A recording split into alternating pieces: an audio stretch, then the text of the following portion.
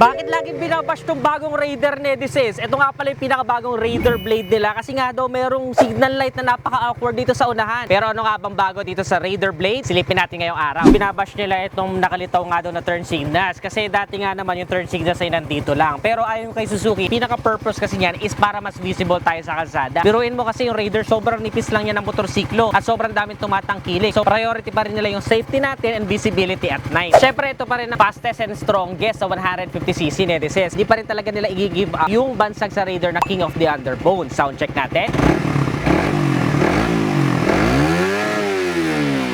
Diba? Napaka-powerful pa rin ng engine. Isa pa sa napansin ko Nedesis na hindi nakikita sa personal is yung kanyang parang winglet style dito sa may bandang gilid Nedesis. Napakaganda niyan, parang dagdag aerodynamics na rin. I highly recommend mas makita nyo siya sa personal para mas ma-appreciate nyo yung pinakabagong Raider. It's not that bad at mas malakas pa ang appeal sa personal Syempre meron tayong napaka-visible na digital meter panel Nedesis at ang kagandahan sa kanya meron na din po siyang bulsa sa unahan kung saan meron na din po USB ready na charging port Nedesis. May buwang pa siya dito para pwede mo ilusot doon yung cable mo kapag mag-charge ka. Pero yun nga lang, hindi kasya yung aking iPhone 17 Pro Max 1TB fully paid. Okay. Isa sa sigurado magugustuhan ninyo upgrade niya Nedesis is yung tinatawag nila na Suzuki Clutch Assist System na kung saan yun yung assist and sleeper clutch Nedesis. Kaya mas smooth na yung gearing transition niya kapag magda-downshift and upshift ka. Magugustuhan mo yan kapag napunta ka sa mga traffic situation o kaya naman sa mga long ride dahil hindi na siya masyado nakakapagod. Mas smooth na yung pag-shift natin ng gears kapag kakailanganin. Sa may likod niya Nedesis, ganun pa din pero nadagdag lang is yung nakalitaw nga na turn signals para mas visible tayo sa kalsada. Ang pinaka nagustuhan ko sa kanya is very friendly siya sa ating mga Pinoy dahil may height is 5'4". Very sporty yung kanyang bagong design Nedesis, so hanggang sa pinaka upuan. May space pa rin naman para mag-angkas tayo. Unlike sa Pro Nedesis, itong isang to is non-ABS pa pero naka-disc brake na rin tayo unahan at likod with 17 inches wheels kaya napakaganda talaga ng handling. At pagdating sa engine Nedesis, syempre 4-stroke pa rin tayo na dual overhead cam, liquid cooled, fuel injected at syempre equipped pa din with Suzuki Eco Performance na kung saan mamamaximize pa rin natin yung lakas ng power at tipid sa gasolina. Hindi pa rin pala keyless itong Blade Edition Nedesis, disusi pa rin tayo pero meron siyang key shutter para hindi agad-agad makuha or manakaw yung motorsiklo natin. Meron po ngayon itong SRP na 130,000 pesos at may iba't iba pang mga color choices na pwedeng pagpilian. Alin sa mga kulay na yan ang favorite nyo Nedesis? Comment nyo nga sa ibaba. Para sa inyo, sulit ba ang pinakabagong Suzuki Raider R150 Blade? Ano pa kaya mga ibang motorsiklo ang gusto nyo i-review natin next vlog? Again, this is Adriano. Always keep it cool and ride safe always.